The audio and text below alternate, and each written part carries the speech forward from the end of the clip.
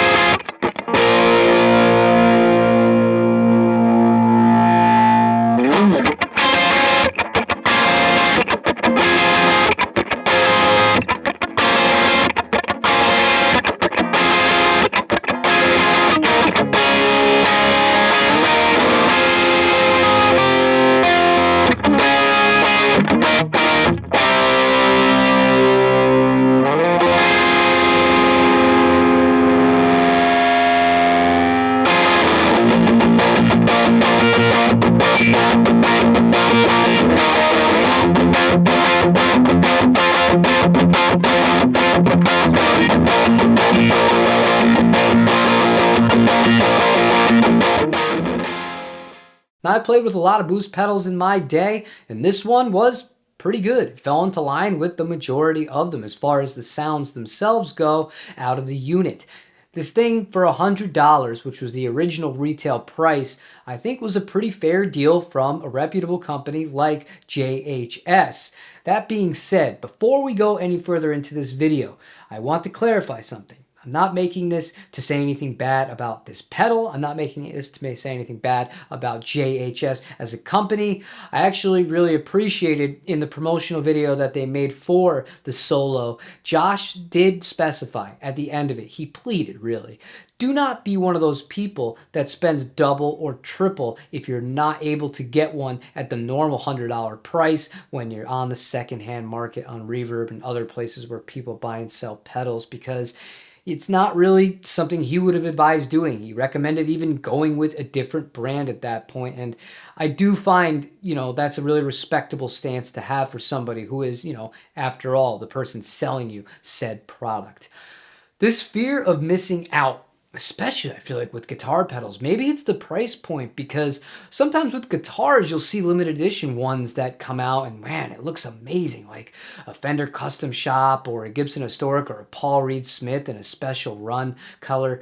Either $4,000, $5,000, $6,000. It gets a little crazy with that. But with pedals, $200, $300, $400 by comparison, maybe it's the reason why this kind of marketing is so successful. And it's hard to fault any of these brands that do kind of take advantage of it. And I do understand that these brands really don't have control over the used market, and that a lot of the time, such as the case with this JHS pedal, the initial price that they're getting for it is very reasonable. So it's not really like they're backhandedly selling this for $100 and saying, ha, we're going to drive up the used market on purpose, because they don't make any money from that. That doesn't really help them in their bottom line as a business. But it's not always the case with all these brands, and sometimes I feel it can be a little bit of a trap that a lot of people do fall into. So my advice to you, I'm going to reference a pedal that I've had for a very long time. That's the Marshall Drive Master.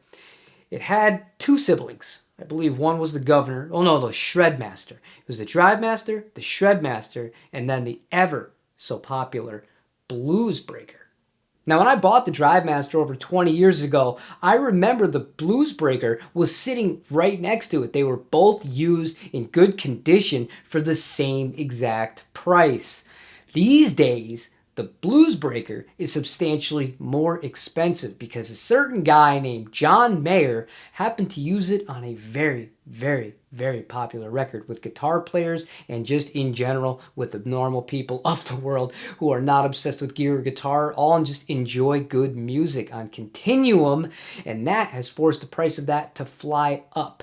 I reference this because when John got that pedal, it wasn't already expensive. He just found something that he liked that worked for him and it worked with his play style, and it ended up being something that became expensive because of that. So when you see all of these pedals, and right now we're in a really good time to buy a lot of used gear at reasonable prices, don't feel like you have to run out and get the limited edition or get the one from the huge brand here or there. You could take chances. Who knows? Maybe trying something a little bit different and affordable could help you find a really unique sound, and that eventually could lead to that pedal going up in value and falling into the category of a blues breaker one of these days. Who knows? Crazier things have indeed happened. However, that's all I have for you guys today. If you enjoyed this, leave a like, comment, subscribe, and I'll see you on the next one. Take it easy, everybody.